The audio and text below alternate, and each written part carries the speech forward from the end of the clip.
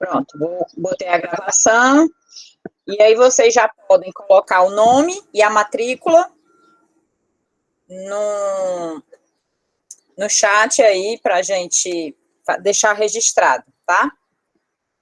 E aí, antes da gente começar a temática de hoje, que são as teorias do currículo da educação física, eu queria que vocês falassem um pouquinho sobre como é que foi a leitura dos textos.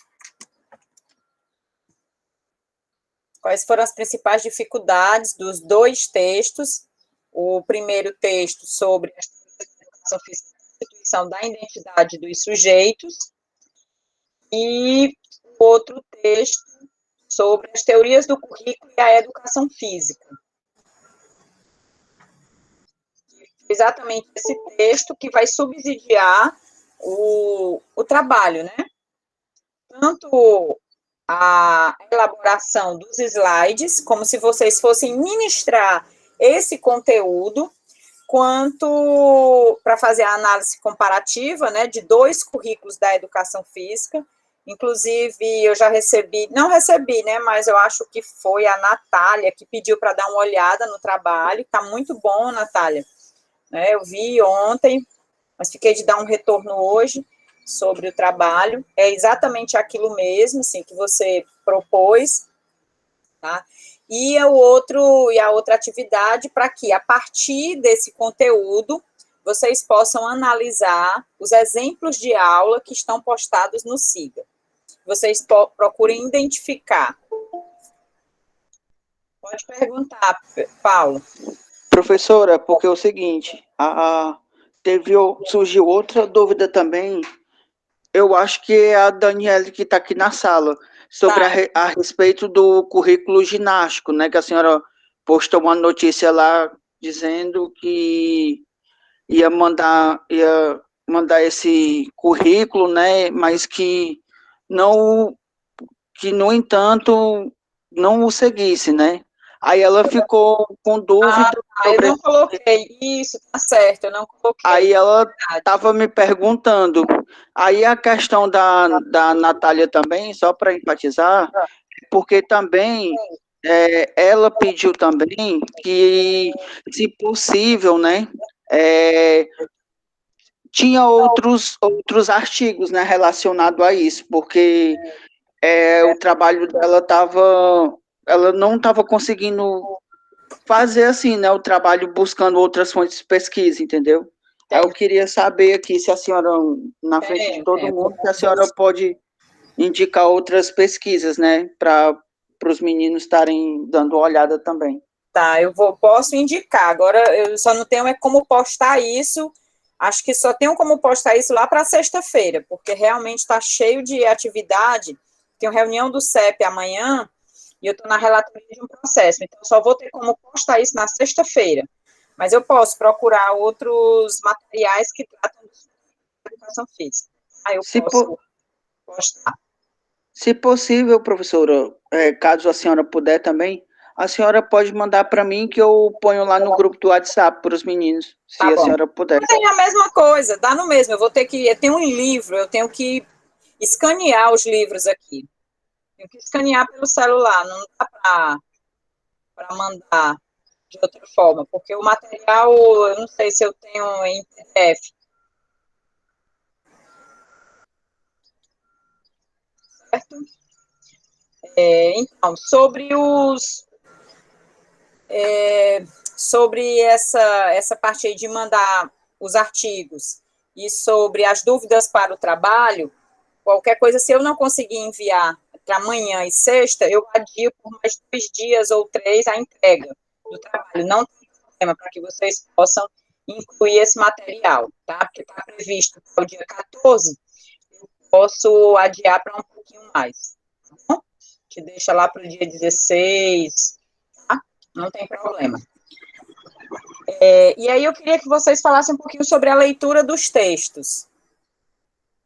Quais foram as dificuldades, quais foram,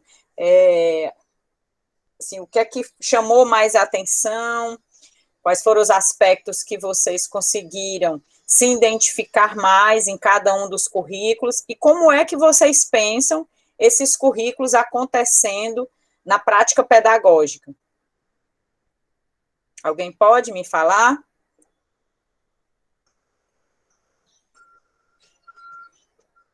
Alguém quer colocar alguma coisa?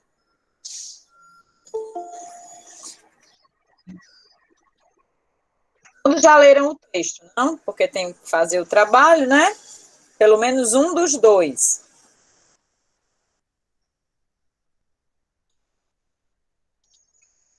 A gente. E falem pelo menos uma característica de alguns dos currículos. Qual a principal característica do currículo ginástico ou do currículo esportivo, desenvolvimentista, saúde renovada, os currículos que são pautados nas teorias críticas, como o currículo crítico superador, crítico emancipatório, ou alguma característica do currículo pautado nas teorias pós-críticas, como o currículo multicultural da educação física, ou o currículo cultural, que assim também pode ser chamado, né? Professora, Pronto, pode falar, Marcos. eu achei interessante ter mais conhecimento sobre o currículo globalizante, que foi o currículo ali mais ou menos meados da década de 30, 40, né, que era aplicado nas escolas.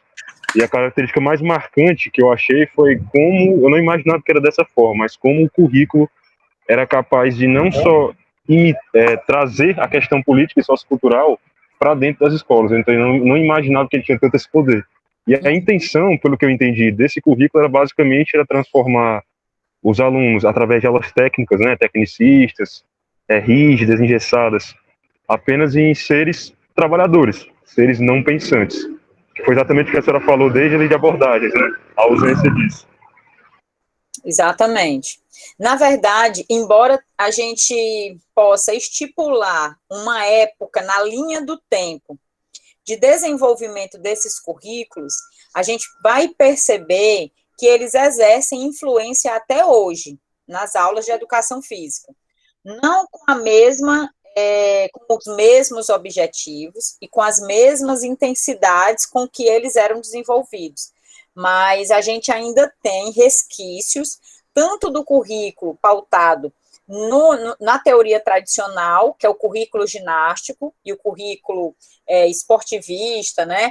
O currículo pautado também numa perspectiva desenvolvimentista ou globalizante. Então, esses currículos, eles ainda perpetuam algumas de suas características na prática pedagógica na escola hoje. E influenciam também a elaboração, né, dos objetivos das aulas, dos conteúdos que são desenvolvidos, né, professores que se associam mais com uma perspectiva desenvolvimentista ou pautado nos jogos. A gente percebe que tem muitos professores que ainda defendem uma educação física ou pautada na dimensão esportivista, na dimensão recreacionista, né, que aí são os jogos, no aspecto desenvolvimentista, do desenvolvimento motor, e também na saúde. Então, esses currículos, de certo modo, eles ainda permeiam a prática pedagógica da educação física na escola e influenciam, né, a elaboração dessas propostas por parte dos professores. Pode falar, Solano. Como o amigo falou, a frase que ficou na minha cabeça, se não me engano, no texto 2, né, dessa semana, foi sempre essa. É sobre qual tipo de homem e para qual tipo de sociedade pretende se educar. E eu estava fazendo uma reflexão crítica, sempre vai ser voltado para esse sentido, né? Uhum. Sim. Pode falar. Desculpa que eu... Não, tranquilo, fica tranquilo. Que razões políticas, que sociedade, até na esfera escolar, que interesses a gente tem, né? Continua tendo, diga, né? Sobre o currículo dominante vai contemplar maior pluralidade de assuntos, mas não ter muito cuidado em não desprestigiar o pensamento contrário ao seu, né? Uhum. E ver o ser humano criticamente capaz dele entender que a empatia com o pensamento diferente sempre vai prevalecer sobre o interesse individual ou até mesmo coletivo, para não excluir aquelas pessoas que pensam diferente. É uma coisa bem filosófica. Foi essa frase que ficou muito na minha cabeça do texto 2, que foi o que eu dei mais ênfase. O 1 eu não li tão claramente, mas vou ler. Oi, Solano. Quando tu fala o texto 2, é o que relaciona as teorias tradicional, crítica e pós-crítica com o currículo. É o da professora, deixa eu ver aqui qual é o nome dela, é o da professora Alessandra e da Patrícia, é esse? Ou é o texto... Alessandra e da Patrícia. Isso, beleza, entendi. Porque o outro, ele vai falar exatamente da constituição das identidades também, né? Uhum. E aí, vocês trazem uma questão que é muito importante, é compreender que tanto a educação como a educação física, elas nunca estão isentas, né, dos reflexos que o contexto histórico, social, político e econômico que a sociedade vive, traz a influência para o que é desenvolvido dentro da escola. Não tem como a gente desatrelar essas questões, né? A gente tem agora, ainda começando o seu processo de implementação, uma base nacional comum curricular. Essa base nacional, ela traz os pressupostos de uma educação voltada para o contexto globalizante que a gente vive. Que é o nosso próximo tema, mas eu vou fazer relação com esse tema atual para a gente entender como o contexto histórico, social, político, econômico, ele vai incidir exatamente sobre qual é o currículo que vai ser implementado. A gente vive uma época globalizante, a gente vive uma perspectiva neoliberal, e nesse contexto é preciso que se tenha um currículo pautado em competências, em formar esse indivíduo apto a atuar nessa sociedade global, a atuar nessa sociedade neoliberal. Portanto, o currículo, não só da educação, como da educação física, ele vai ser utilizado para atender a essa demanda. Da mesma forma, foi na época do higienismo e do militarismo, quando a gente teve a introdução da ginástica, né, e da educação física na escola, porque a primeira forma de intervenção da educação física na escola, ela se deu a partir da ginástica. E a ginástica foi difundida a partir da introdução no Brasil dos métodos ginásticos europeus. Ou seja, a gente trazia de uma cultura externa para adequar a nossa realidade, para a formação de um indivíduo que pudesse atender às necessidades sociais daquele período. Uma sociedade em desenvolvimento, saindo, né, de um tipo de economia e entrando numa outra forma de economia. A gente até viu isso no primeiro texto, né, como o currículo ele vem acompanhando esse desenvolvimento da sociedade. E a partir do momento que a sociedade sai de uma economia, né, agrária e passa para uma economia industrial, por exemplo, ora, se esse indivíduo que antes trabalhava ali com agricultura, trabalhava, né, com técnicas que não são mais úteis para o contexto industrial, eu tenho que agora formar esse indivíduo para ele atender a essa nova demanda. Hoje, na escola, é a mesma forma. A gente hoje precisa de um aluno dentro da escola que consiga utilizar bem as ferramentas digitais, que tenha um bom desenvolvimento no sentido de formar-se para trabalhar em grupo, para formar lideranças. Então, na escola, eu tenho que criar microespaços para que essas competências e essas habilidades possam ser difundidas, né? Eu preciso também hoje, e a gente está vivendo agora nessa época de pandemia, começar a trabalhar com as pessoas também no sentido da importância, né, dos hábitos novamente saudáveis. A gente está aí num período de pandemia e todo mundo teve que aprender a novamente lavar as mãos, a ter os cuidados com os hábitos higiênicos, trocar de roupa, tomar banho, né, mais vezes, ter todo um ritual de limpeza, que até então a gente não estava com tanta preocupação. Então, as disciplinas escolares vão formar as crianças, os jovens, os adolescentes, exatamente para atender a essa demanda. E aí, cada disciplina dentro da escola vai, a partir dos conteúdos que são desenvolvidos pelas especificidades dessa disciplina, colaborar para a formação desse indivíduo mais saudável, para esse indivíduo mais tecnológico, para esse indivíduo mais consumidor, não sei se vocês estão conseguindo compreender que as lógicas dentro da escola funcionam a partir das lógicas que funcionam a sociedade. Agora, é possível também ter currículos nos quais a gente venha a se contrapor, a trazer uma outra vertente para esse formato, né? Formar esse indivíduo que a gente sabe tem que ser tecnológico, mas que ele saiba utilizar também os elementos da crítica, da análise, da reflexão, para se contrapor e não deixar ser engolido por essa lógica tecnológica, essa lógica comercial e capitalista. Tá? Então, são questões que a gente sempre coloca, que a educação nunca é neutra, né? A gente está sempre tomando posição. Ou a gente toma uma posição de colaborar com esse indivíduo, né, que não vai ter um perfil, né, para transformar, e sim um perfil para se adequar, para seguir a essa lógica social, ou a gente vai criar um indivíduo que possa refletir, analisar, comparar, questionar e fazer escolhas, né? Então, eu acho que a gente tem aí dois caminhos, claro, tem muitos outros, mas principalmente, se a gente analisar, a gente tem um caminho mais da conformação, ou a gente tem um caminho mais da transformação.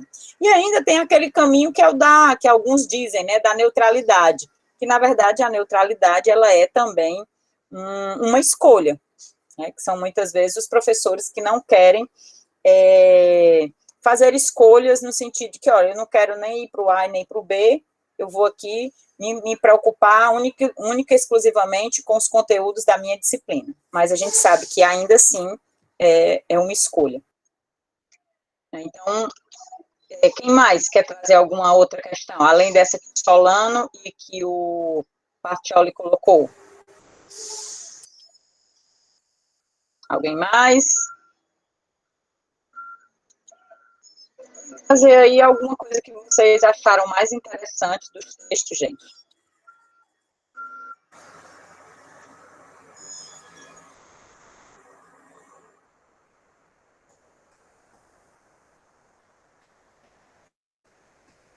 Não, nada. Vocês já estão conseguindo visualizar aí a apresentação? Sim, professora. Conseguem. Lucas, me fale aí o que é que você achou dos textos. Foram difíceis? Fáceis? Na verdade, eu achei fácil, e principalmente pelo contexto de ter tido aula de abordagens no semestre passado, a gente consegue fazer várias conexões. Então, os textos, eles reforçam as abordagens que são aplicadas na educação física, e eles mostram que não é apenas uma forma de ensino que é aplicada a um nível de ensino ou por algum grupo de professor, mas sim é algo que trabalha em todo o contexto escolar, e que partindo da escola, ele pode modificar o contexto social na qual a escola está inserida. Então, principalmente, a gente vê isso nos currículos críticos, onde ele traz bastante esse conflito com os currículos tradicionais, onde os currículos tradicionais, eles mostram bastante eles defendem que a gente tem que reproduzir aquele conhecimento e que o professor, ele é o dono eminente daquele conhecimento, e que o aluno ele serve como um depósito dessa informação, que é uma das imagens que a senhora traz no vídeo, que é o professor, na cabeça do aluno tem como se fosse um funil e o professor jogando várias informações que é o conhecimento. Então, o currículo tradicional, ele trabalha bastante dessa forma, defendendo que o professor vai sempre falar, despejar o que ele conhece, o que ele trata e acha que é o conhecimento necessário para os alunos, e os alunos, eles têm que apenas absorver. E contra isso vem o currículo crítico, onde ele traz mais a emancipação do aluno, a criticidade do aluno, e tornar o aluno capaz de compreender o porquê que aquele conteúdo está chegando até ele, e como ele pode usufruir daquele conteúdo em várias escalas, e não apenas no contexto escolar. Vocês conseguem, digamos assim, se você tivesse que fazer uma opção hoje, em qual currículo, né, vocês se identificaram mais? Com quais desses currículos? Se alguém puder falar.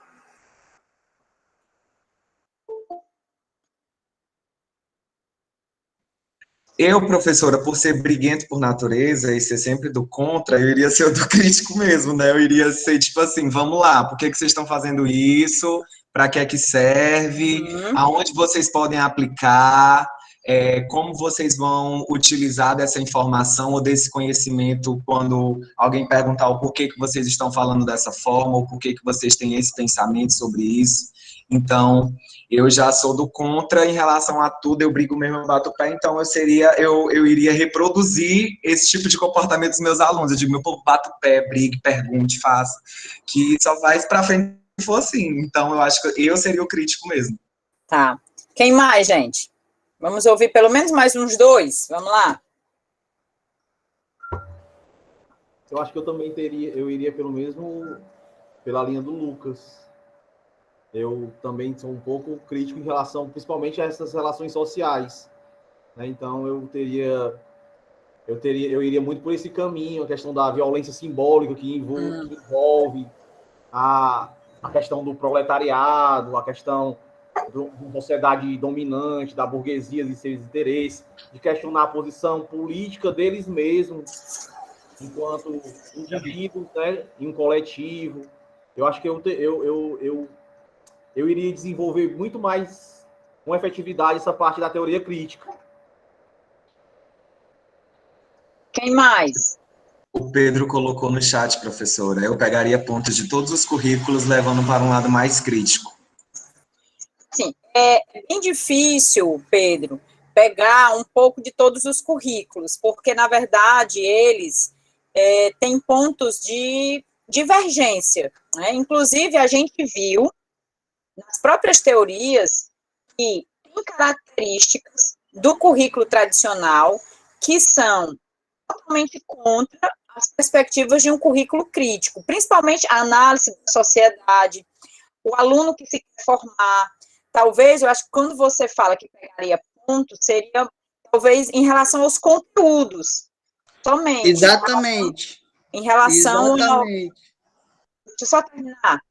Em relação aos conteúdos, única e exclusivamente, porque em relação aos outros aspectos, aos objetivos que o currículo propõe formar, ao perfil do professor que se quer desenvolver, né, eu acho que a própria dinâmica metodológica que subsidia cada um desses currículos, elas são totalmente contrárias, né? Vamos dizer assim. Talvez os currículos críticos, eles dialogam com os currículos críticos, que é o currículo crítico histórico, currículo crítico superador, um currículo mais pautado nas aulas abertas, mas eu não tenho como trazer elementos de um currículo ginástico para dialogar com um currículo crítico superador.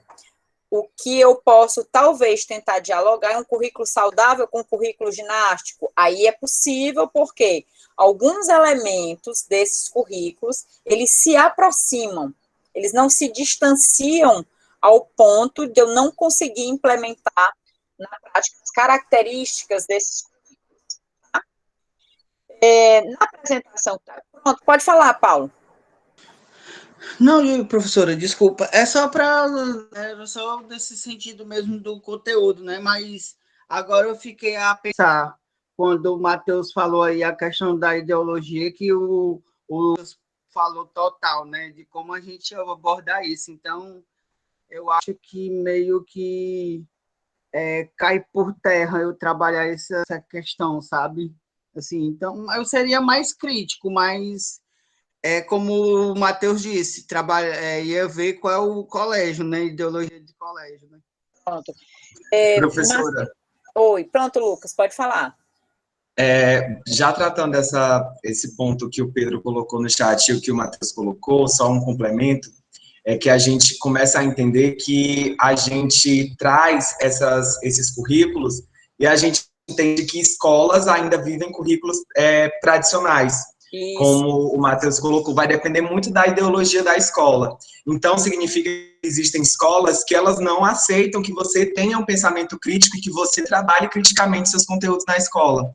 Como, por exemplo, você não pode trabalhar alguns tipos de dança, alguns tipos de música, ritmos, você não pode levar alguns contextos ideológicos próprios, contextos de gênero, contexto de sexualidade. Infelizmente, é um controle que ainda existe e que aí a gente já entra no contexto do currículo crítico, né, que é o contexto de poder que existe, que aí a gente entra no contexto do que é poder e de como esse poder ele consegue conflituar ou ser harmônico com os professores e com os conteúdos que estão sendo abordados nas aulas. Exatamente. Mas é importante a gente perceber, nós não vamos poder mudar tudo, tá? Mas a gente tem que ter sempre uma escolha no sentido de lutar para que a gente possa ter uma educação física de qualidade para todos os alunos, independente, né? Independente de raça, de sexo, de cor, de gênero, né? Eu acho que a grande questão na nossa formação como professores e professoras que estão sendo formados numa instituição pública de ensino federal, onde a gente tem esse comprometimento com o social, se nós não podemos, como professores e professoras, nesse processo de formação e nessa possibilidade que estamos tendo de dialogar sobre essas questões, fazer escolhas que nos levem para um caminho tradicional. Eu acho que a grande questão que somos, né, de certo modo, impulsionados a fazer escolha nesse sentido. É a opção por sermos um profissional que vai batalhar para que as condições de aprendizagem desses alunos com relação à educação física seja realmente democrática e para todos, né? E que não sejamos nós, esses professores, que vamos fazer essa injustiça, vamos dizer assim, com os alunos, né? Que nós devemos pautar a nossa prática, né, no que a gente hoje, e a gente tem várias publicações que estão trazendo muito isso, é uma educação física pautada na justiça social, no sentido de que nós temos que oferecer uma boa aula, com uma boa formação, com conteúdos diversificados para os alunos na escola, e não somente a reprodução, a prática do esporte, a prática da ginástica, a prática desses conteúdos da saúde, né, onde a gente passa de forma, sem refletir, de forma reprodutivista, de que saúde gera bem-estar, gera uma vida saudável, quando, na verdade, a gente sabe que as condições de alimentação, de moradia, né, de bem-estar social e mental do aluno não favorecem que a prática modifique todos esses outros elementos. Então, acho que, como professores e professoras de educação física, esse é o nosso principal papel, né? E a gente não pode fazer uma opção que não seja essa opção por uma aula de educação física qualitativamente diferenciada para esses diversos alunos na escola, respeitando aí a diversidade, né, buscando a diversificação, buscando formas diferentes de propor esse ensino para que ele possa realmente chegar a todos os alunos, e não somente aqueles mais aptos, que é muito fácil a gente ensinar, por exemplo, o Lucas, é muito fácil ensinar atletismo para quem já tem uma boa desenvoltura na corrida, no salto, no arremesso e no lançamento.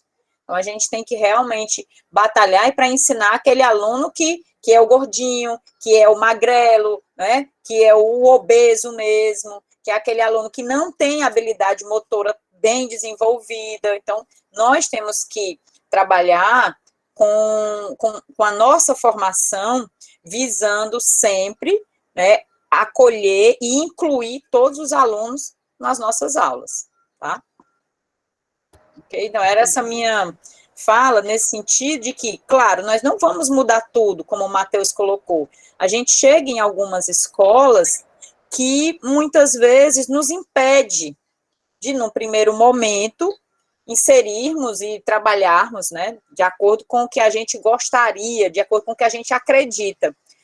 Mas, aos poucos, conquistando os alunos, conquistando os pais dos alunos, conquistando aqueles professores que acreditam em algo parecido com o que você acredita, porque vai sempre ter professor e professora na escola que vão estar brigando também por uma educação para todos, né, e não uma educação apenas para alguns, tá? Alguém levantou, deixa eu ver quem levantou aqui a mão. A gente tem aqui, deixa eu ver, Solano, tem o Solano, eu acho que alguém mais levantou a mão. Tem o Solano e o Pedro, eu vou começar pelo Solano. Pronto, era bem nesse sentido que a senhora estava falando, a questão por uma educação inclusiva, né, que ela não deve de maneira alguma excluir ninguém, para que ela seja adaptada a uma realidade de sociedade, né?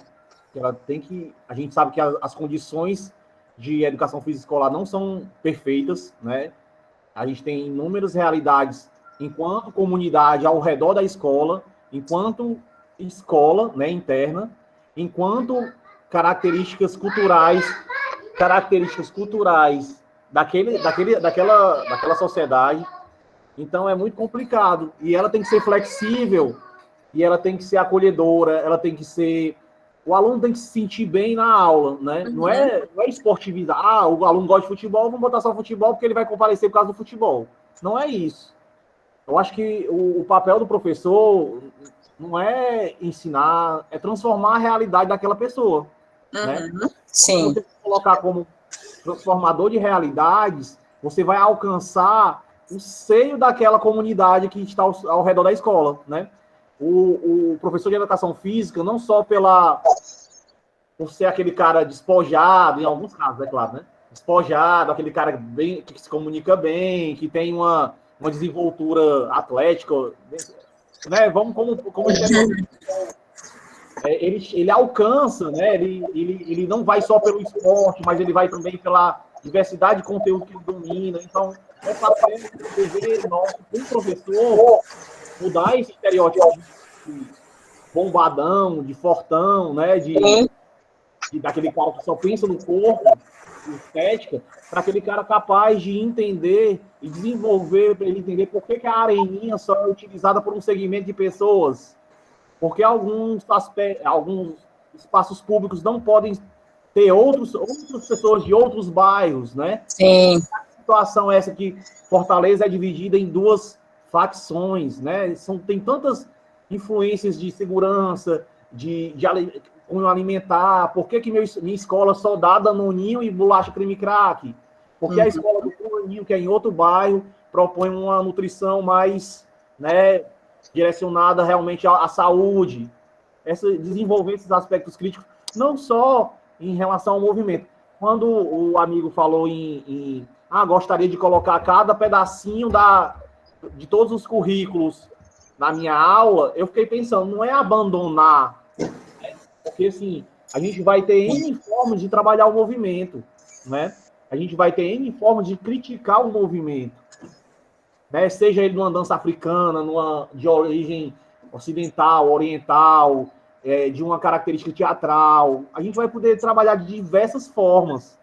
E assim, eu fico muito feliz, porque eu fiz eu lembro muito dos temas transversais. Sim, né? sim.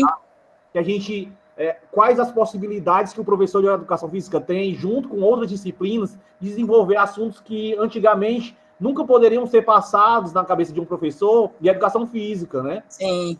Como eu vou contemplar a natureza, ver o ciclo da água de uma lagoa que tenho no meu bairro, se eu trabalhar junto com a biologia, com a química, né? Sim. Esses ambientes que a gente não ocupava anteriormente. Né? Era essa... E assim, Solano, você traz um ponto que é exatamente isso, né? Não é com relação ao conteúdo em si somente, ao método, é em relação ao qual é o papel do professor, né? Qual é o papel que eu, na escola, tenho? Será que é só o de passar esse conteúdo relacionado à educação física ou de potencializar essa transformação? Né, ou de fazer com que esse indivíduo, não é nem transformar a vida do indivíduo, não é isso, mas é fazer com que esse aluno, ele também tenha escolhas em pensar o mundo de forma mais aberta, e não apenas pensar o único mundo que a escola quer que ele acredite, né, que é o que ele não é capaz, ele não vai fazer nada de diferente, ele não pode mudar a realidade. Então, nós, como professores, não podemos aqui, já na formação, já desacreditar do nosso próprio papel. Né? Eu acho que a gente tem que primeiro vivenciar, lutar e tentar identificar se é possível ou não. Porque o que eu vejo muitas vezes, né, nos próprios, aqui, né, na formação inicial, mas também nos cursos de formação continuada, é sempre esse contraponto de que a escola não deixa. Por que a escola deixa tantas outras coisas e não deixaria exclusivamente isso? Né? O professor está ali dentro da sua sala de aula, ninguém sabe nem o que é que ele está fazendo, mas aí ele não pode. A gente sempre coloca como o professor não pode. Né? O professor tem várias coisas que pode fazer, muitas vezes, dentro da sala de aula. Trata o aluno de forma submissa, né? Faz com que o aluno fique ali sendo obediente. Por que isso é permitido e por que o outro aspecto, né, que é fazer com que esse aluno pense, mas por que isso aqui é mesmo desse jeito, gente? Vamos lá problematizar. Como é que isso aqui dentro da escola? Né? Como é que é isso aqui fora da escola? Assim, quais espaços públicos a gente tem aqui para vivenciar o nosso lazer, por exemplo? Só um ponto. Que espaço vocês usam para brincar? Fora o espaço da escola. Então, essa discussão, né, pode estar presente tanto no momento da prática lá do futebol, antes de começar o momento da aula, como no permear o momento final, ou permear um projeto que você vai fazer junto com outro professor para conhecer a dinâmica do bairro, né, as aulas de geografia, ou conhecer a questão histórica do bairro a partir do professor de história, e aí envolve as práticas corporais nesse sentido, né, procurar quem são as pessoas antigas da comunidade, que eram ex-jogadores, ou que eram ex-atletas, né, ou que foram os idealizadores desses parques, ou dessa praça, sabe? Tem tantas temáticas que a gente pode fazer em parceria com outros professores, né? Então, é só para a gente alargar um pouquinho o nosso olhar sobre o currículo. O currículo, ele não é só esse documento que vai estar descrito o conteúdo, né, o objetivo, a metodologia que vai ser utilizado. O currículo é a dinâmica de como esses processos de ensino acontecem na prática e no cotidiano e vai afetar a vida dos alunos e afetar a vida dos professores também. E, consequentemente, né, de toda a dinâmica da escola. Eu lembro de um projeto que nós fizemos lá no... Como era o nome da escola? Que era o projeto do PIBID. Eu esqueci o nome. Meu Deus, João Matos.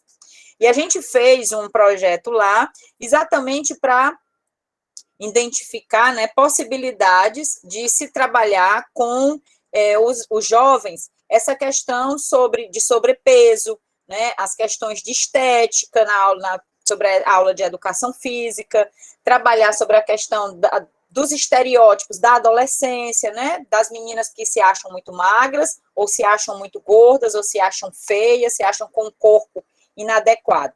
E aí a gente fez esse projeto junto com os alunos, E a gente verificou primeiro, né? Vamos explicar para eles o que é essa questão da obesidade, o que é essa questão, né, da vigorexia ou da anorexia, vamos trabalhar esses temas. E aí a gente fez, né, avaliou pelo percentual, fez um momento lá para que eles conhecessem o que era essa questão de fazer as medidas antropométricas, medidas de peso, medidas de altura, as circunferências, a gente fez isso.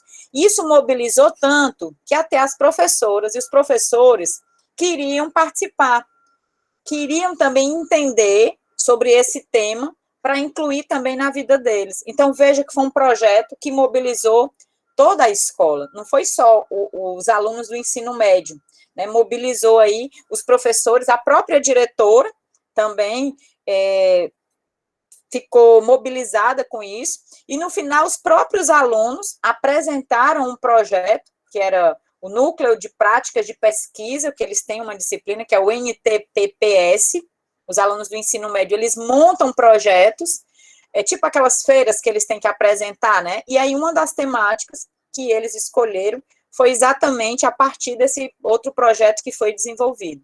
Então, vejam que aí a educação física foi protagonista de uma ação. Então, a gente vai dizer assim, poxa, mas são tão poucas escolas que permitem isso. Permitem porque nós precisamos também potencializar isso para os nossos alunos. Nós não vamos nunca conseguir mudanças, conseguir fazer algo sozinhos, né? A gente vai precisar sempre do gestor, de outros professores, né? Precisar dos próprios alunos para que essas mudanças, elas aconteçam, tá? Então, isso aqui é o currículo, não é só o documento oficial. Pode ir, Solano. Não, é bem isso, é ocupar espaços, né? A gente está muito acostumado a ficar ali naquela sala, na quadra, né? Então, assim, quando a gente pensa em ocupar espaços que nunca foram nossos, a gente abre o horizonte, né? Eu lembro eu tenho 38 anos, né? E eu me formei, eu fiz ensino médio no Santo Inácio, na Desembargador Moreira. E a gente teve um projeto de geografia falando sobre o litoral, e a gente foi fazer uma visita ali no Mucuripe, sobre a realidade daqueles pescadores, né? Sim. E eu lembro que eu fiquei com a atividade de educação física, né? Aí lá era muito esportivista, né? Tinha muito aquele pensamento bem antiquado, questão de só jogar bola, essas coisas. E na educação física a gente desenvolveu um projeto para entender a natação, de como seria a natação com aqueles pescadores, como eles aprenderam, que formação, quem ensinou, que tipo de estilo eles utilizavam. Então foi assim, foi um crescimento muito grande. Isso, né, que eu fazia o terceiro ano. Eu penso hoje que se o professor daquela época não tivesse me proporcionado isso, talvez eu não tivesse vivenciado essa situação na educação física, né, naquela situação de ensino. Já, Gabriel. Então, assim, são ocupar espaços que a gente tem na escola, que a gente às vezes se acomoda e faz parte. Sim. Em 2010, eu entrei na polícia, né, polícia militar. E eu entrei com uma expectativa muito grande. Porque a gente fala na polícia, você entrou com a bola cheia, né? Você quer vivenciar tudo, você quer viver tudo, você quer mudar tudo, né? E com o passar do tempo, você vai cair numa realidade que não é aquilo. O sistema já está montado, e você faz parte do sistema. Então, assim, eu vejo a mesma coisa na escola. Às vezes o professor entra cheio de sonhos na escola, mas a realidade que está inserida naquela escola, o sistema que está inserido, não permite que ele mude muita coisa. Mas se ele começar a propor, ocupar espaços que ele possa ocupar, ele vai mudar para uma próxima geração de professores. Isso aqui já se faz na escola tal, então vamos implementar aqui, entendeu? É ocupar espaços. É verdade. É possível, é difícil, né? Eu acho que tem até uma frase de Paulo Freire que ele diz assim, mudar é difícil, mas é possível. Então, a gente sabe que nós vamos enfrentar muitos desafios, né? Ser professor no Brasil, hoje, já é um desafio. A gente não pode negar isso. É um desafio porque a gente enfrenta problemas com a questão do salário, a gente enfrenta problemas com relação à qualidade de vida no trabalho, né, uma carga horária que muitas vezes a gente tem que levar trabalho para casa, as condições própria de infraestrutura nas escolas, né? Então, a gente aí, escolher ser professor no Brasil, hoje, já é uma escolha muito difícil, né? E mudar essa realidade é mais ainda, né? Então, assim, a gente tem várias questões, né, de infraestrutura, de baixos salários, baixas condições de trabalho. A gente vai falar, assim, eu estou num ambiente, que é a universidade pública, né, que apesar de ser uma instituição pública, a gente tem minimamente condições de trabalho, né, eu tenho uma sala, né, eu tenho um bom salário, mas se a gente for comparar com a escola de educação básica, assim, tem professores que não têm o mínimo, né, para poder dar a sua aula. Eu consigo ter o meu material, eu consigo ter uma estrutura. Então, eu ainda sou de um quadro de professores que tem as condições mínimas para trabalhar. Mas imaginem aí os professores das escolas de educação básica. É uma realidade muito difícil. Não é uma realidade fácil, né? E aí o Matheus colocou assim, eu acho que a remuneração também desmotiva muitos profissionais, é algo diferente. Assim, eu diria que professor no Brasil não ganha bem. Não ganha bem. Mas existem muitas outras profissões em que também não se ganha nada bem e a gente vê o sucesso das pessoas, né? E eu fico sempre comparando, assim, cara, se você escolheu ser professor, você já sabia das condições, você já sabia das variáveis intervenientes que você ia ter. Então, não adianta escolher ser professor para fazer metade das coisas, como infelizmente tem na nossa área. A gente tem professores que querem fazer um concurso para a escola, para a educação básica, mas quer fazer tudo fora da escola. Quer ser personal, quer trabalhar em academia, aí vai lá uma vez ou outra na escola para dar aula. Ou às vezes até contrata alguém para dar aula para ele. Essa realidade é que a gente não quer, né? Então, se você não quer ser professor e já sabendo qual é o salário que você vai estar recebendo, é melhor não ir, né? Melhor não ir. É melhor escolher realmente outra profissão. Não vai ser professor de educação física, vai fazer outra coisa. Porque para ser professor de educação física, são esses os desafios que a gente vai ter que enfrentar, né? São essas escolhas que a gente vai ter que realmente fazer, tá? Então, e aí eu sempre falo, eu sempre quis, quando eu entrei na educação física, eu sempre sabia o que é que eu queria fazer, né? E eu sabia quais eram as condições que eu ia ter, né? E aí eu também escolhi galgar outros caminhos, galgar outra possibilidade, outra dimensão. E hoje também vocês têm essa possibilidade, né? A gente tem aí concursos, que por enquanto ainda tem, ninguém sabe até quando, vai depender desse processo, né? Essa próxima imagem que está aí passando, ela mostra um pouco das imagens sobre os currículos. A gente tem um currículo tradicional, que é um currículo com as disciplinas estanques, as disciplinas de modo fechado, cada professor trabalha o seu conteúdozinho no seu quadrado, única e exclusivamente, e vai depositando esses conteúdos de forma irrefletida, de forma diretiva para os alunos. Os alunos não têm essa capacidade de argumentar, de questionar, e eles vão simplesmente recebendo os conteúdos. Já no currículo crítico, o professor ele se desprende, né? É como se tem aí realmente, essa imagem ela mostra, ele tem uma ruptura, ele começa a fazer e começa a se contrapor com os fatos que estão socialmente determinados, né? Que é mais ou menos isso que o Solano falou e o que eu trouxe também na minha fala. E aí o professor traz essa perspectiva de não ideológica para a aula, de questionar, de problematizar, de fazer com que os alunos reflitam sobre as condições objetivas que a gente vive, mas com vislumbre de mudar essas condições nas quais a gente se encontra.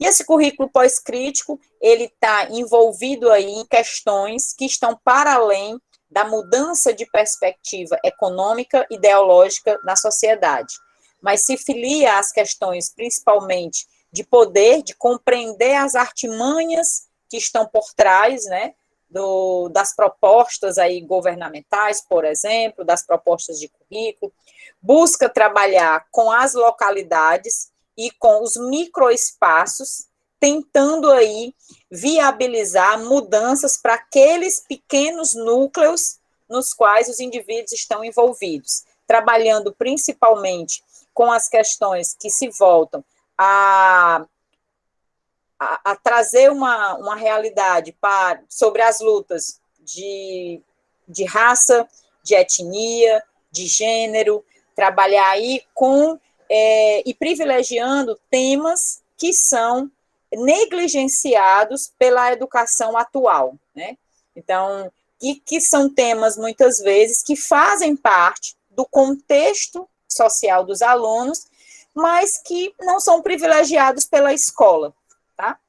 E aí esse é o currículo pós-crítico. Então, a gente percebe que são linhas diferentes, são caminhos que se encontram, talvez, somente na perspectiva do que é específico da área, que é aí, no caso, os elementos da cultura corporal, né, que são as principais temáticas que estão imbuídas aí da educação física.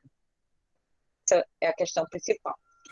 E aí a gente tem, na perspectiva de um currículo tradicional, a gente tem aí alguns tipos de currículo que se desenvolveram e que ainda se desenvolvem na educação física, como o currículo ginástico, que é um currículo que se pauta, né, na influência dos métodos ginásticos e tendo a ginástica como um conteúdo principal, e a gente fala ginástica, mas é a ginástica também que a gente conhece atualmente, por exemplo, a calistenia, né, é um tipo de ginástica, essa prática funcional, ela não deixa de ser um tipo de ginástica, tá? É um currículo esportivista, esse é o currículo que ainda está muito em evidência nas escolas, talvez não com o mesmo objetivo de quando ele surgiu, lá na década de 60, 70, né? Mas, de vez em quando, a gente tem aí esse boom, né, de um currículo esportivista e o esporte sendo muito influenciado dentro da escola. A gente tem uma outra perspectiva de um currículo desenvolvimentista. Esse talvez não entre tanto na escola com a influência dos professores, talvez aqui, né, em Fortaleza, porque a gente não teve tanta influência desse currículo, mas nas escolas do Sul, Sudeste, a gente teve, sim, uma influência desse currículo que se pauta no desenvolvimento motor, na aprendizagem e no comportamento motor. São estudos, principalmente, dessa área, do comportamento motor e da aprendizagem motora, que influenciam muito esse currículo na educação física. A gente tem um currículo globalizante, que é um currículo que se volta aí para as questões da infância, para as questões que envolvem o aprender a fazer a partir de uma perspectiva não tecnicista, né, mas continua sendo reprodutivista, né, de trabalhar aí com a perspectiva de uma formação integral e não somente biológica ou fisiológica ou esportivista. E um currículo saudável, que esse continua também em evidência na sociedade, é um currículo que, por termos a educação física na área da saúde, ele é um currículo que sempre advoga ter um privilégio dentro da escola, né? A educação física tem que ter um viés voltado para a saúde nas aulas de educação física. E aí a gente tem aí só as imagens, né? Um currículo ginástico com os alunos aí enfileirados, geralmente essa é a dinâmica que se tem na escola, né? Um currículo com os alunos perfilados, com os alunos fazendo as mesmas atividades, no mesmo ritmo, no mesmo tempo, um currículo esportivista que é pautado pela prática dos esportes, um currículo desenvolvimentista que é pautado na aprendizagem do desenvolvimento motor, a partir de um padrão de movimento que o aluno deve seguir para aprender as modalidades, para aprender, né, o gesto motor e o gesto técnico. A gente tem um currículo globalizante, principalmente com a influência da psicomotricidade e do construtivismo nas aulas de educação física, e com uma inserção muito grande voltada para o desenvolvimento da criança, tendo em vista que ele entende que a formação de base ela é essencial para o caráter, né, e para o desenvolvimento integral do ser humano, e um currículo saudável aí, que a imagem ela mostra muito isso, que é uma ênfase nos aspectos que envolvem, né, a saúde, os aspectos fisiológicos, biológicos, né, e os aspectos que envolvem aí o estar livre de doenças. Vamos colocar nesse formato. Aí é só para a gente mostrar algumas imagens e caracterizar esse currículo. O currículo ginástico, ele tem uma influência muito grande, né, dos métodos ginásticos europeus, com essa questão da estética, do movimento, né, do ritmo, de um tempo, de todos fazerem os movimentos iguais, da técnica e da repetição. Então, tem um movimento técnico correto e uma forma correta de fazer. Visa também esse condicionamento físico e o desenvolvimento dos hábitos higiênicos, né? Ele teve aí o seu grande momento no Brasil, que foi com a introdução da educação física nas escolas. E essa separação também, que vem perdurando até hoje, das aulas, né, entre meninos e meninas, essas questões de gênero que estão presentes aí até hoje nas aulas de educação física.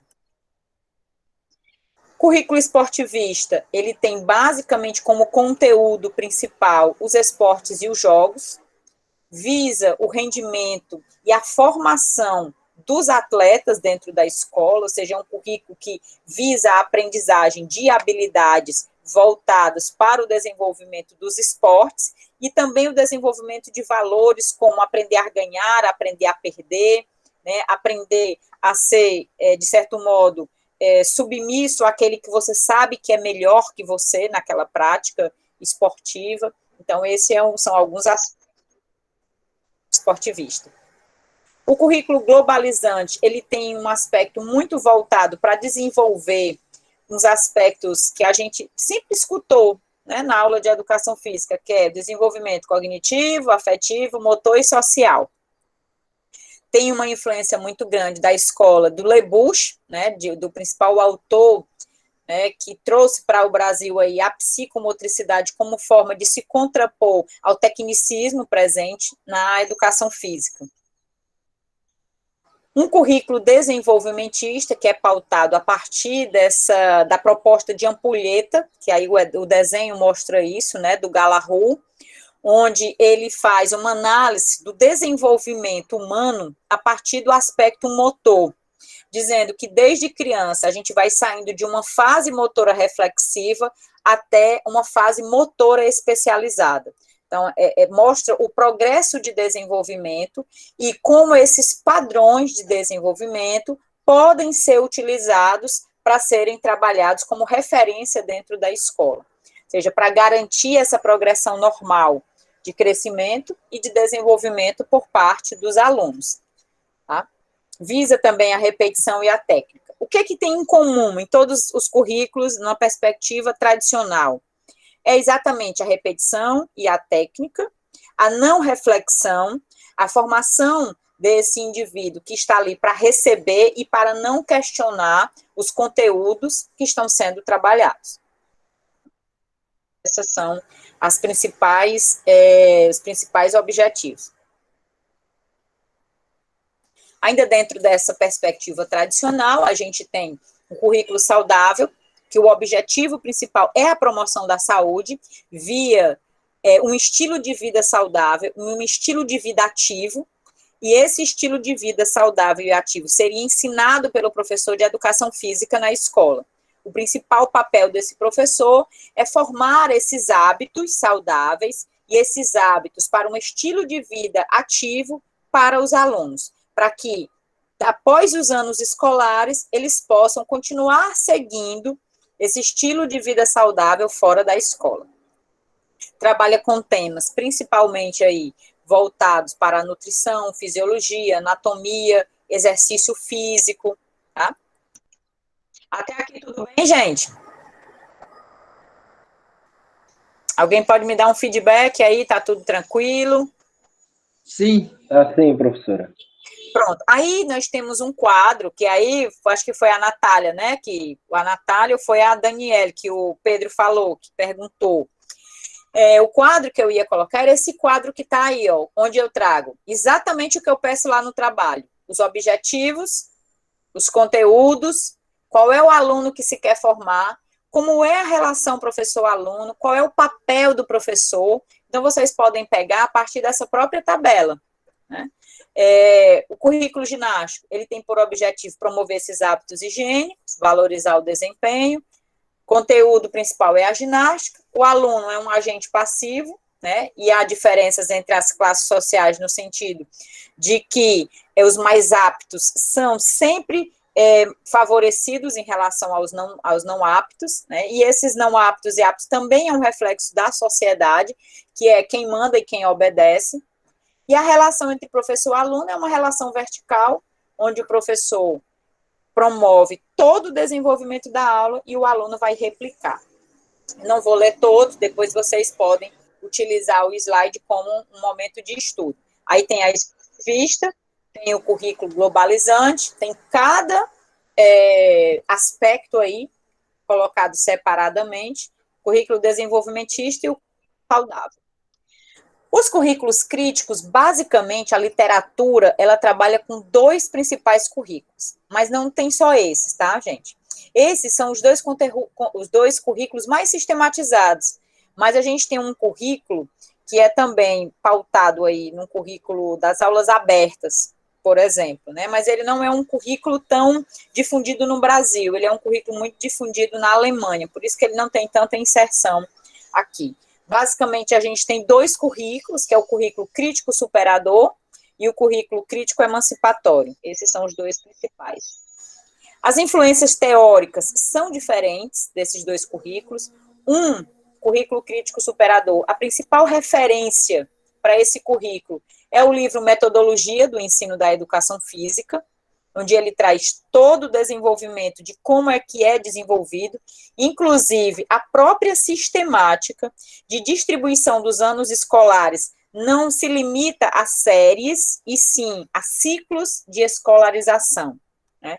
Ele promove aí 4 ciclos, e o aluno iria de um ciclo para outro a partir do momento que atingisse aí os aspectos básicos de um ciclo para o outro. Inclusive, é pautado numa perspectiva marxista, de análise das classes sociais e da luta entre proletariados e patrão. Essas lutas, elas têm reflexos dentro da escola. O currículo crítico emancipatório, deixa eu só voltar lá para um aluno que quer entrar. O currículo crítico, deixa eu parei aqui, ó, sem querer. Nossa, acabei por fechar. Só um minutinho, gente, eu vou abrir aqui. Eu fui abrir, fui minimizar a tela para o aluno entrar, aí acabei fechando. Pronto, mas eu vou abrir de novo aqui. Pronto. Oxi. Pronto, deu certo. Pronto, já voltei aí para ele. Aqui. Eu ia falar do currículo crítico emancipatório. A principal referência, né, desse currículo é o livro Transformação Didático-Pedagógica, do Eleanor Kunz, mas tem outro livro dele também, Educação Física, meu Deus, acho que é Educação Física Emancipatória, alguma coisa, que foi um livro um pouco antes desse. E ele se pauta, né, numa perspectiva de...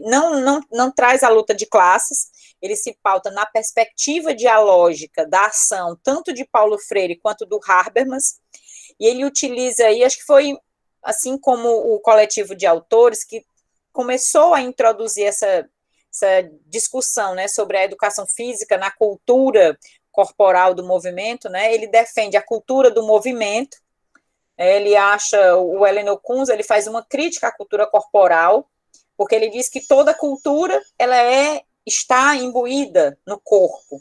Então, ele fala de cultura de movimento em contraposição ao tema cultura corporal. E também é um resumo desses dois currículos. Esses currículos, eles privilegiam a crítica, a reflexão, a problematização.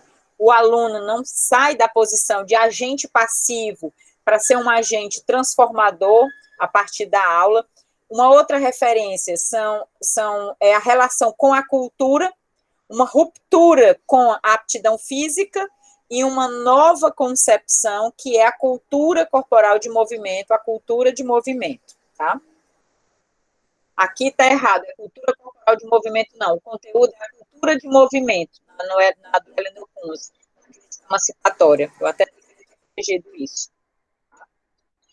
E, por fim, o último currículo, que é o currículo cultural da educação física, ou multiculturalismo, vocês vão encontrar muito material sobre ele. Se vocês colocarem o nome Marcos Garcia Neira, vocês vão encontrar muito material, tem ele trabalhando, tem o Maldonado, Daniel Maldonado, que também é um autor que trabalha bastante com esse currículo. Ele é um currículo que começou a ser difundido em São Paulo, e ele hoje é um dos referenciais do currículo do estado de São Paulo. Então, o próprio documento, se vocês quiserem conhecer um pouco mais do currículo cultural na prática, o currículo de São Paulo atual, ele segue essa perspectiva multicultural ou multicultural crítica, né? Então, é um currículo que traz questões centrais, como as questões de poder, né? As questões que tratam da dimensão da injustiça. Eles tentam fazer uma justiça social a partir do currículo, trabalhando com temas como o hip hop, né, o samba, a capoeira, né, os temas africanos, os temas indígenas, temas que estão e que são invisibilizados dentro da escola. Aqui tem mais ou menos um resumo também do que trata desse currículo, da mesma forma que o currículo crítico, ele também tem o aluno como um agente transformador e questionador da realidade. Aí muda completamente a relação professor-aluno, obviamente, né, porque a gente tem também um professor que está ali para dialogar com o aluno, que está ali para construir junto com o aluno e favorecer esses processos de reflexão, de crítica e de sugestão. Deixa eu olhar aí o chat para ver se tem perguntas. Professora. Oi, Pedro. A Natália pergunta aqui se o currículo técnico e esportivista estava... Não, peraí, deixa eu... Eu estou lendo aqui, Pedro, eu já vi. O currículo técnico esportivo entra no currículo esportivista, é a mesma coisa. É o mesmo currículo, é uma questão só de terminologia dos autores, tá, Natália? Mas o currículo é o mesmo, é o currículo esportivista ou técnico esportivista. É o mesmo currículo. E ele entra dentro da teoria tradicional do currículo. E na educação física, ele é um currículo tradicional, técnico esportivista. Ou apenas esportivista. Ok? Mais perguntas? Basicamente era isso, gente, assim, sobre as teorias do currículo, assim, em linhas gerais, que é o que a gente discute, assim, na disciplina, é mais ou menos isso. Seria interessante que vocês agora passassem, né, para as próprias análises dos planos, para que a gente pudesse discutir a partir dos planos que foram colocados. Eu acho que é bem interessante que a gente possa ler as aulas e trazer aqui para a gente discutir, né, os exemplos de aulas. Pode perguntar, Matheus. A pergunta é que, assim, no currículo desenvolvimentista, né, a senhora falou que ele é mais voltado para a questão tecnicista também, né, de repetição, etc. Mas também a gente sabe que hoje em dia existem diversas formas, até inclusive dentro do esporte ou de outras práticas, de promover um bom desenvolvimento motor e acredito que seja assim, essencial, a gente vendo praticamente o analfabetismo funcional que está tendo, né, e motor, na verdade, motor. Aí, se dentro desses currículos críticos também tem essa questão pensada nessa parte mais física, mais motor, que também é importante, mas de uma forma mais global, de uma forma que não seja tecnicista, né? Tem sim. O próprio Heleno Kunz, quando ele propõe, né, o currículo currículo crítico emancipatório, ele fala que um dos cuidados que o professor tem que ter é exatamente conhecer também os aspectos técnicos, táticos, que envolvem a aprendizagem das habilidades. Ele é um defensor desse ensino do esporte, né, de uma forma partindo dessa realidade do que o aluno já conhece, mas tendo o professor como esse agente fundamental que vai propor o ensino de forma técnica e tática também. O fato de ser e de fazer opção por uma teoria crítica não quer dizer que os elementos importantes referentes aos conteúdos da especificidade da educação física, eles sejam esquecidos, né? Eles não são apenas dialogados, eles são realmente experienciados também na prática, tá? Então, o professor também tem que conhecer bem e saber trabalhar com os alunos nessa perspectiva de trazer o que os alunos já conhecem, partir dessa contextualização para ampliar o acervo de conhecimento do aluno. Então, é um trabalho ainda maior, tá? Então, o professor tem que saber bem, sim. Talvez a crítico superadora, ela tenha deixado uma imagem muito negativa para as questões dos currículos críticos da educação física, né? Porque na época ainda era muito difícil para os professores que criaram esse currículo materializar na prática como era essa aula. E aí ficou essa ideia de que ser crítico é não trabalhar os aspectos técnicos e táticos, tá? Mas isso é uma inverdade, né? O professor tem que saber corrigir, tem que saber desenvolver e promover que o aluno aprenda, né, o gesto também motor, mas não é de forma mecânica, é respeitando a potencialidade, né, e como cada aluno desenvolve, né, o seu aspecto motor, tá?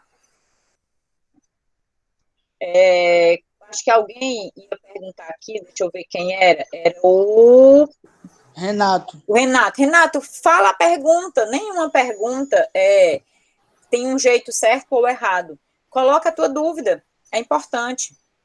Pronto, professor. É porque eu estava conseguindo formular, né, a pergunta, mas eu vou falar aqui. Eu tinha ouvido falar uma vez sobre a crítica emancipatória e a crítica superadora. Sim. Eu escutei que uma não trata, né, mas prioriza o conteúdo acima do indivíduo e a outra prioriza o indivíduo acima do conteúdo. Aí eu queria que a senhora explicasse mais um pouquinho, ainda fiquei meio confuso nessa parte. Pronto, é exatamente isso. É porque quando a abordagem crítico-superadora ela apareceu, para os autores era muito mais importante, não vou dizer que era muito mais importante não, acho que foi essa leitura que as pessoas fizeram, né? Trabalhar com essa dimensão do indivíduo transformador, do indivíduo crítico, independente da aula de educação física. Ele teria que ser crítico, não importava o conteúdo. Por isso que ele fala assim, é mais importante pensar no indivíduo do que pensar no conteúdo específico da educação física. Porque, inclusive, algumas críticas incidiam exatamente nisso. Era muita leitura crítica da realidade e pouca inserção prática da educação física, né? Já na questão do Heleno Kunz, quando ele idealizou o livro, o primeiro livro dele foi sobre uma experiência que ele teve na ginástica, onde, quando ele começou a ensinar na escola, ele percebeu que muitos alunos se distanciavam das aulas de educação física porque não sabiam praticar bem. E aí ele começou a tentar estabelecer uma proposta de ensino, que foi a crítica emancipatória, na qual os alunos tivessem inseridos e que eles tivessem essa capacidade para se superar, né? E para tirar de si esse imaginário de alunos não competentes no esporte. né? Tanto que hoje existem já algumas teorias que explicam essa aversão ao esporte, né? Exatamente porque durante muito tempo se trabalhou na escola uma valorização dos aptos em detrimento dos não aptos. E aí o que é que o Kunz fez? A partir dessa experiência com a ginástica, ele tentou trabalhar com outros esportes.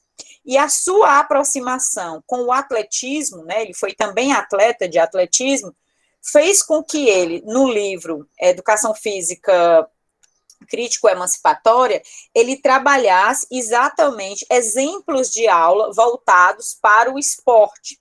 E aí ele praticamente, ele deixa de lado os outros conteúdos da educação física e trabalha exclusivamente com o esporte. E aí vem a crítica, né, de trabalhar com a questão mais do conteúdo e esquecer mais o indivíduo. Mas ele tem uma proposta pautada no trabalho, na linguagem, né, e na cooperação, onde os alunos vão, a partir da linguagem, do movimento, da experimentação, avançar com relação aos conhecimentos práticos, né, teóricos do conteúdo esporte. Ele prioriza, sim, o conteúdo esporte em detrimento dos outros elementos da educação física, isso é fato. Mas isso não quer dizer que ele não trabalhe aí uma perspectiva de trabalhar o conteúdo e o indivíduo, né? Então, essa discussão aí vai muito pautada em quando essas abordagens surgiram, e do pouco tempo que esses professores tiveram para explicar melhor, né?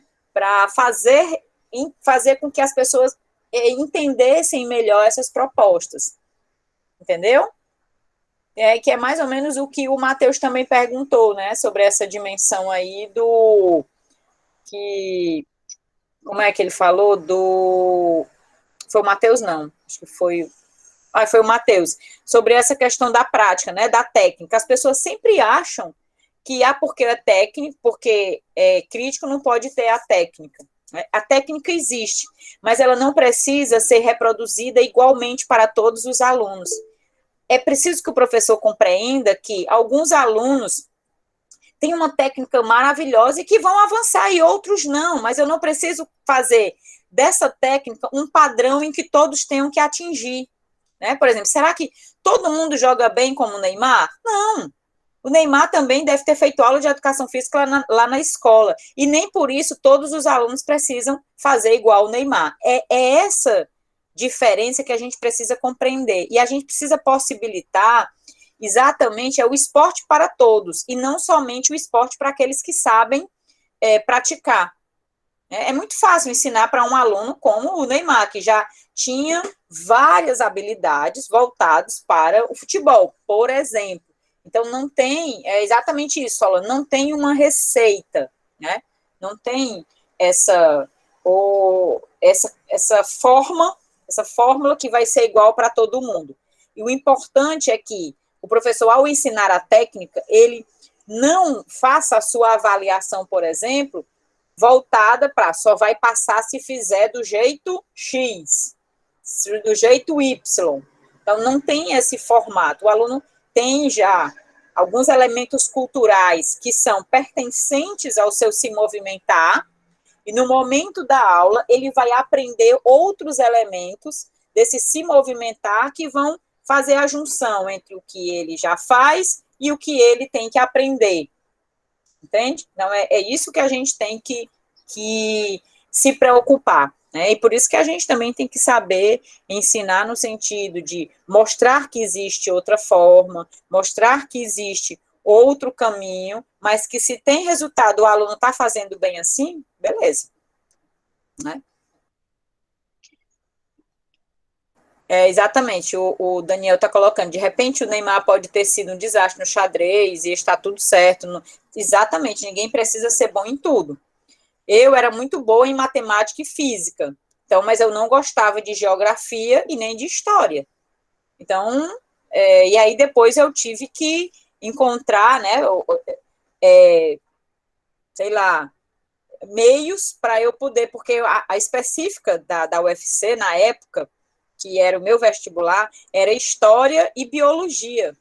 E eu gostava muito de matemática e física. Então, para mim, foi uma tortura ter que estudar História e Biologia para poder passar, né, para poder fazer minimamente ali uma prova. Então, é o que a gente vê. Às vezes, a gente quer que o aluno seja bom em tudo. O aluno pode gostar muito de vôlei, mas não gostar lá do futebol. Ser muito bom lá na ginástica, mas não gostar do basquete, né? Então, acho que essas são questões que o professor de educação física precisa aprender a respeitar, né? E possibilitar que todos tenham o direito de aprender.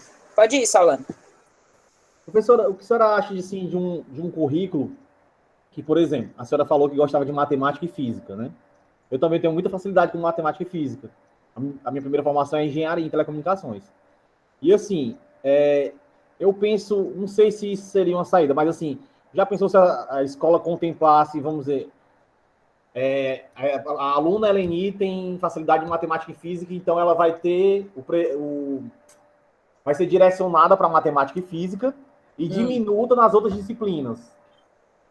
E o quê? Diminuta. Não é que vai ser abandonada as outras disciplinas, mas não vão ser tão prestigiadas. É uma redução na carga horária das outras disciplinas. Entendeu? E isso lá na frente, em uma universidade que não tivesse essa mesma visão de ensino, acarretaria que ela teria um prejuízo muito grande. Porque a base para outras disciplinas seriam prejudicadas. Ou não? Eu entendi. Tem algumas experiências como essa, né? Algumas escolas que são mais libertárias.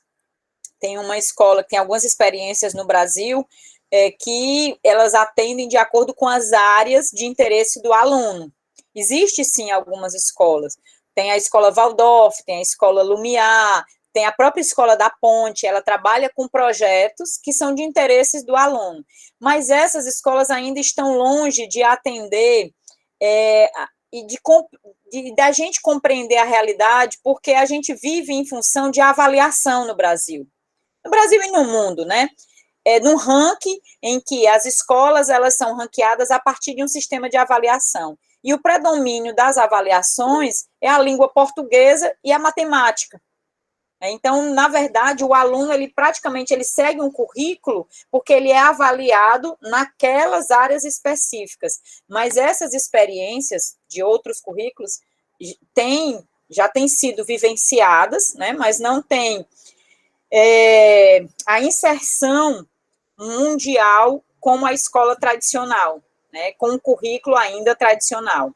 Mas a gente já tem alguns avanços, sim. Eu creio que daqui a alguns anos, né, talvez muitos anos, talvez eu não pegue isso, talvez nós não peguemos, talvez os filhos dos filhos de vocês consigam vislumbrar essa outra escola que não precisa de sala específica, né, onde ela tem ali núcleos de aprendizagem e não disciplinas, né. A gente talvez no futuro tenha isso, sim.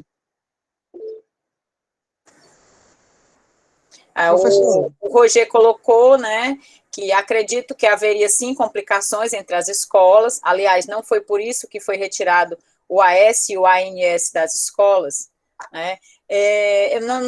Eu acho que não é só isso, sabe, Roger? Eu acho que é como eu disse, a gente tem um tipo de escola porque a gente tem um tipo de avaliação, mas eu acho que a gente talvez vai evoluir, sim, principalmente com essa pandemia que a gente teve agora, com relação à falta de autonomia que os nossos alunos têm.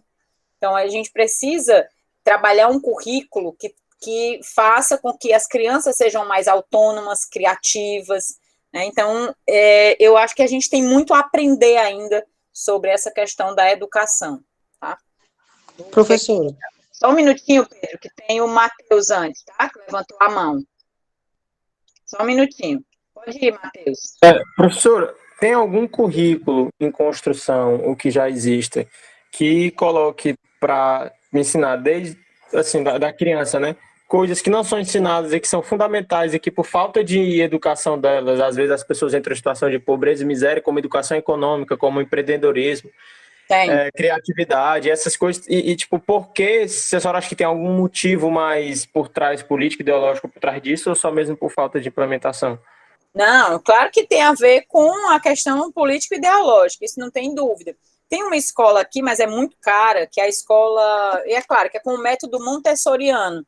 Eu tive até uma aluna, a Milena, que fez a pesquisa dela lá. Ela trabalha com a autonomia da criança desde cedo. Ela não trabalha com série, ela trabalha com alguns níveis. O aluno vai passando por aqueles níveis, vai, por exemplo, aprendendo a se vestir sozinho, aprendendo a fazer compra sozinho, aprendendo a entender isso que você está colocando aí sobre educação financeira e tal. Ele vai passando pelos ciclos dentro da escola. Então, não tem uma série e ele não é obrigado a permanecer naquela série até o fim se ele já atingiu um nível que ele pode ir para o outro patamar, entende? Então, tem sim experiência, como essa escola também montessoriana, que é uma escola que fica lá nas dunas, inclusive.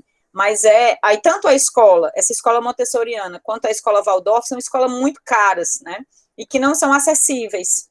Então, o próprio salário dos professores também é diferenciado, né? O tempo de trabalho desses professores, mas temos sim experiência. Tem as escolas, hoje, né? A gente tem escolas bilíngues também, que tem um padrão que não é um padrão brasileiro, né? Inclusive com um currículo que não é o mesmo currículo do Brasil.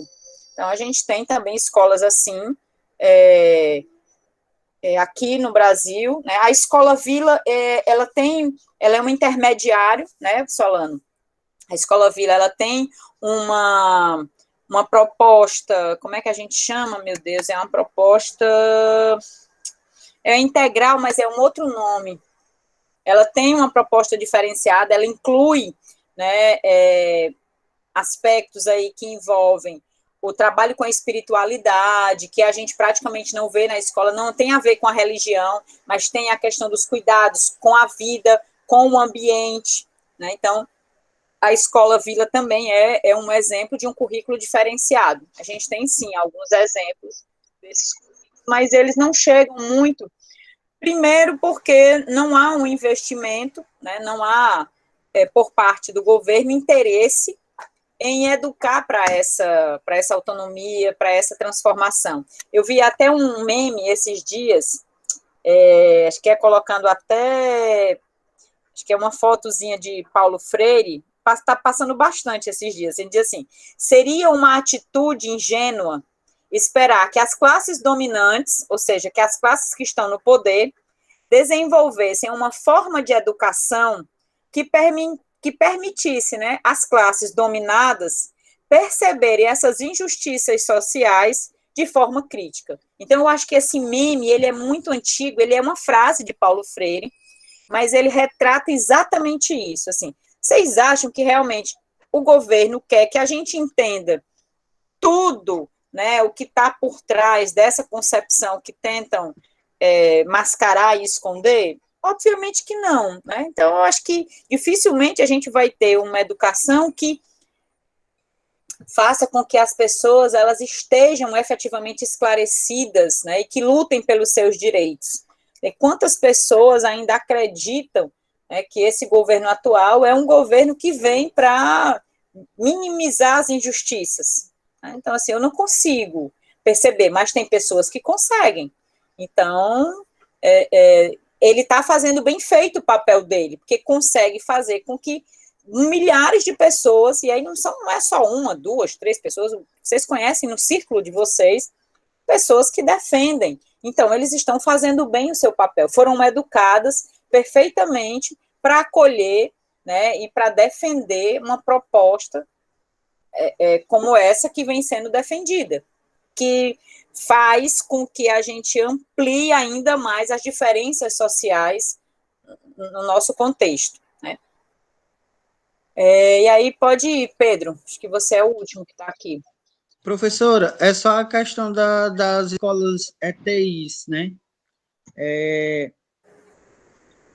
Pelo que eu acho que foi o Solano que disse, não sei. As escolas ETIs não são desse jeito aí, não? Do jeito que ele falou, mais ou menos. Tá ruim o teu áudio, Pedro. Então, acho que quando tu se afasta, fica ruim.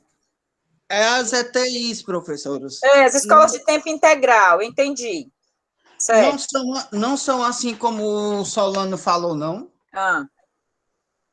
Não, a proposta das escolas de tempo integral é a mesma coisa do currículo tradicional. A diferença é que elas têm outras atividades no contraturno para fazer o aluno ficar o dia todo na escola.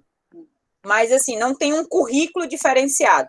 O que foi perguntado foi em relação a currículo diferenciado. Né?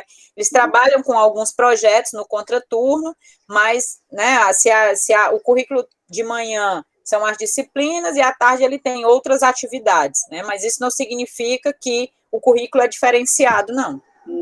Tá certo.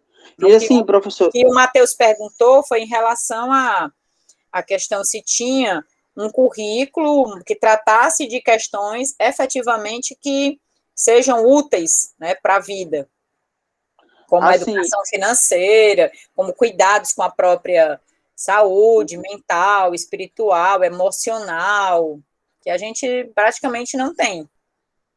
Assim, currículo não tem, certo? Mas no Aprender Mais agora, né?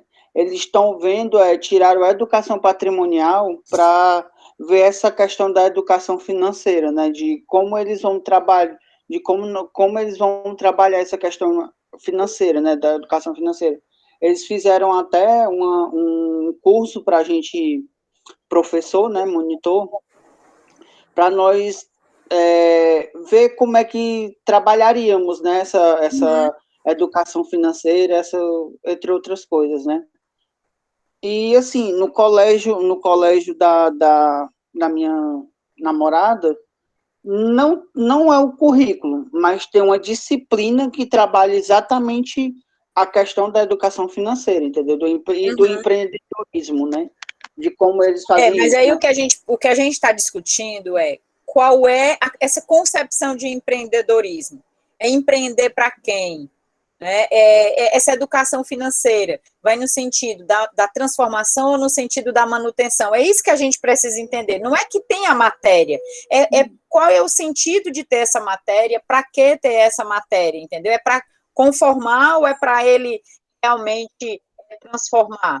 Vai muito mais em a gente ficar alerta para essas artimanhas que muitas vezes são colocadas, tá?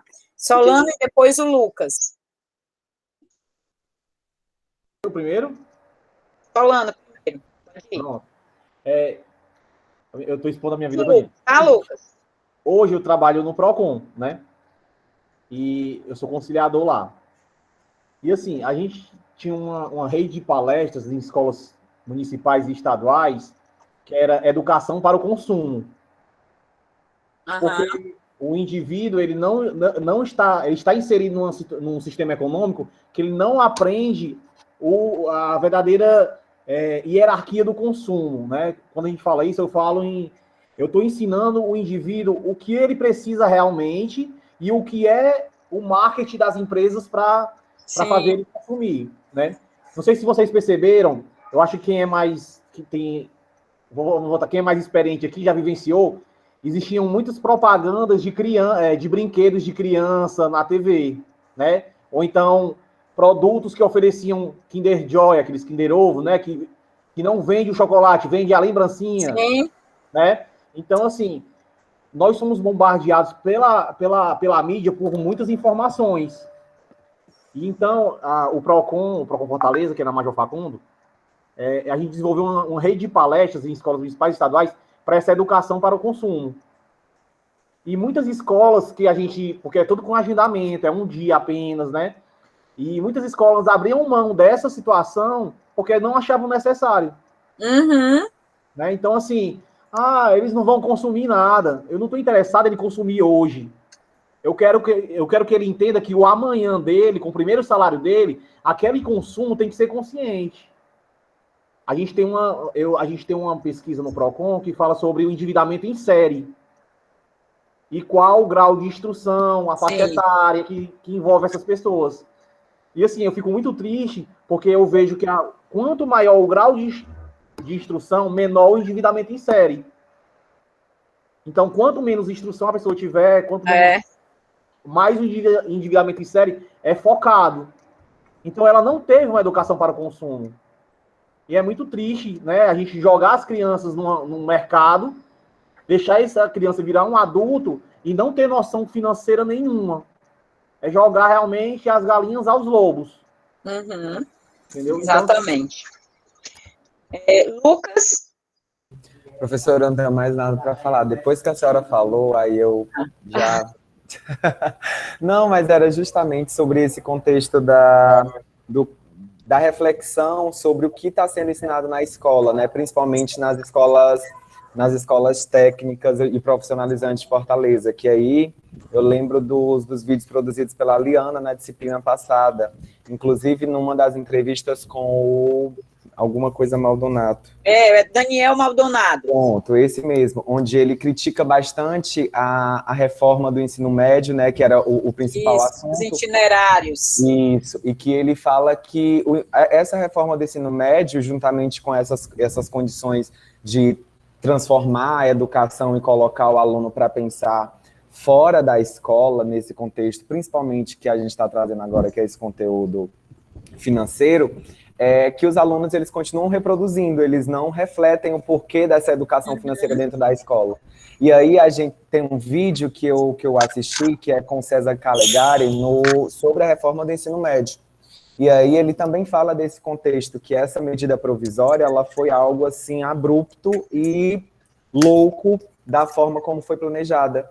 Que ele foi um dos criadores da BNCC e ele diz que a BNCC ainda existe lacunas a serem fechadas para depois ter uma medida provisória, para depois ter uma reforma. E aí entra nesses contextos de reprodução e de só assimilar e reproduzir. Para que serve essa educação financeira dentro da escola se a gente tem outras áreas que ainda não são bem assistidas? Então, são sobre essas lacunas que a gente tem que refletir. A educação que a gente tem, os assuntos, os conteúdos, as disciplinas que nós temos na escola, elas são bem ampliadas, elas são bem assistidas, elas são bem repassadas. Os alunos, eles, depois de 3, 4 anos que eles saem da escola, eles sabem ainda realizar a forma de Bhaskaras, eles sabem realizar os diversos cálculos que tem na escola, sabem ainda conciliar o contexto histórico dos conteúdos de história, geografia e sociologia com a realidade deles. Se eles não souberem, significa que o básico e o mínimo que a escola tem que oferecer, ela não está oferecendo de qualidade. E aí ela se preocupa mais no contexto social em transformar os alunos em seus consumidores, consumir o que vem produzindo na sociedade, consumir, e aí, como o Solano disse, vai se escolarizando cada vez mais, mas aí a dívida vai diminuindo, mas o consumo vai aumentando. Então, a única diferença é que você deixa de usar o cartão de crédito para usar o cartão de débito.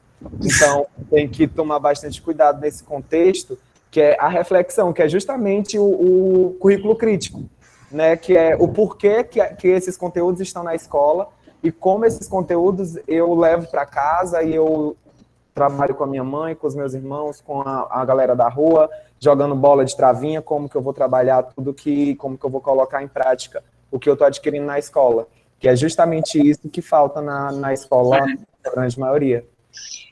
E aí a gente percebe que não é só ter a disciplina, qual é o objetivo dessa disciplina, né?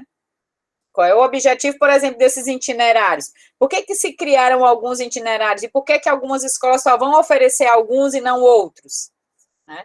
Será que só tem aluno que quer ir pelo caminho A? Então, é bom que a gente fique atento a isso. Bom, gente, por hoje essa era a nossa temática. Na próxima aula, eu vou escolher, ou vocês podem se auto-indicar, né? Para apresentar os slides que vocês vão preparar, e um ou dois alunos para apresentar a análise do plano, tá? Análise das aulas, os exemplos de aula. Então, vamos dividir. No primeiro momento da aula, um ou dois alunos apresentam os slides, e no segundo momento a gente vai discutir os planos de aulas, ok? Então, nossa aula... E, paralelo a isso, vocês vão estar já fazendo as leituras, né, dos parâmetros e da base, tá? A partir da próxima semana só, tá bom? Então, na aula que vem, ainda não tem a leitura dos parâmetros, é só para a aula seguinte, tá bom? Tem alguma pergunta ainda? Deixa eu ver. Tem o Professora, eu tenho Miguel. uma pergunta. Com relação à apresentação dos slides, eu fiquei com uma dúvida, que foi a gente escolher dois modelos para mostrar, Fazer né? o comparativo. Aí eu Isso. fiquei um pouco em dúvida se seria para mostrar dois daquelas 3 possíveis teorias, ou se seria 2 modelos de currículo dentro de todos esses que a senhora apresentou. São 2 currículos da educação física. Pode ser o currículo ginástico e o currículo crítico superador, o currículo esportivo e o currículo desenvolvimentista. Pode ser o currículo saudável e o currículo cultural. São 2 da educação física. O ideal, se vocês puderem, é fazer 2 diferentes. Um currículo mais da perspectiva tradicional e um currículo mais do crítico, ou um do crítico e um do crítico pós-crítico, entendeu? Não fazer 2 que estão na mesma linha, na mesma teoria, tá bom? Ok. Obrigado. O ideal é esse, mas não, isso não é obrigatório, tá? São ideias só. Ok. Ok? Professora, Diz, Pedro. é a questão da apresentação, porque a Daniela também perguntou a mim sobre se iam apresentar ou não. É o seguinte, a apresentação vai ser para aqueles que quiserem. Se na aula ninguém quiser apresentar, não vai apresentar, tá? Agora, os planos de aula nós vamos discutir. Também, se ninguém quiser discutir, não tem problema. Não vai ser obrigado, não vai ter uma nota. É uma possibilidade da gente aprofundar esse conteúdo e encontrar uma forma de fazer isso de forma coletiva. Não é obrigatório, tá bom? Nada é obrigatório, não é obrigado a fazer, mas supondo que tem aluno que gosta e que quer testar, sei lá, eu tenho uma perspectiva de fazer um concurso e eu quero já começar a experimentar aqui como é que é dar uma aula. Eu quero que a professora diga se tá bom assim, se precisa melhorar aquilo ou aquilo outro. É nesse sentido, é para contribuir, não é para fazer com que vocês tenham isso como um fardo, como uma obrigação, não é nesse intuito, tá? O intuito é para a gente ver o que é que vocês conseguiram compreender melhor da temática, como é que eu posso expressar esse conhecimento que eu aprendi para os outros colegas, é muito mais nesse sentido. Vai ser uma conversa mesmo, vocês vão apresentar tanto os planos quanto a aula. Se no dia ninguém quiser apresentar, não tem problema, a gente dá seguimento com o conteúdo que a gente vai ter para trabalhar. Eu posso repetir algumas coisas, posso trazer outros exemplos, vou comentando plano por plano, tá bom? Não se preocupe. Ok? Não é obrigatório. Ok? Se não temos mais perguntas, ficamos hoje por aqui, até a próxima quarta. Tá bom? Não deixem de colocar o nome, ainda tem um tempinho aí, quem não colocou ainda o nome, só quem não colocou, tá? Quem já colocou não precisa colocar de novo, tá bom? Professora, me salva só numa coisinha. Diga. É bastante rápido, eu queria saber, que eu estou fazendo aqui o referencial do trabalho, justamente desse trabalho que está em questão, Tá. E aí eu peguei um artigo do livro Portas Abertas para a Educação Física, falando sobre abordagens. E aí eu queria só saber aonde que ele foi publicado, que eu não consigo encontrar onde ele foi publicado. E aí, quando o livro, ele diz, bem assim atrás da capa, ele já diz o local. Mas eu acho que isso aí foi um conjunto, foi em São Paulo, agora eu não sei te precisar. Eu sei que foi um conjunto. Eu vou procurar aqui, Lucas. Manda para mim só o nome, que eu acho aqui a referência. Manda pelo WhatsApp mesmo, viu? Tudo bem. Obrigado. Tá bom? Obrigado, professor. Manda a referência, eu procuro aqui. Tá bom? Tchau, tchau, gente. Boa tarde. Tchau, professora. Obrigado. Nada. Tchau, tchau. Tchau, Solano. Até mais.